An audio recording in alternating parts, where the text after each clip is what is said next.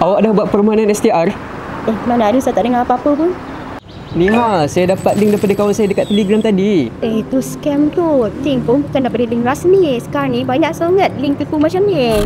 Scammer sekarang sangat meyakinkan. Mereka menggunakan nama bantuan seperti SARA, STR untuk curi data peribadi kita. Awas, mesej mereka memang sangat meyakinkan. Bila dah bagi maklumat peribadi, memang kena scam lah kita. Nasib baik saya belum tekan. Jadi kalau kita dapat link macam ni, apa kita kena buat? Senang je. Ingat 2S 1H. Sahkan dulu dari sumber yang betul.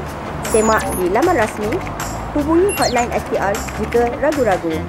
Jangan mudah terpedaya. Kementerian Kewangan akan terus menyokong usaha pencegahan penipuan demi kesejahteraan rakyat. Tingkatkan literasi kewangan, elakkan diri dari terkena.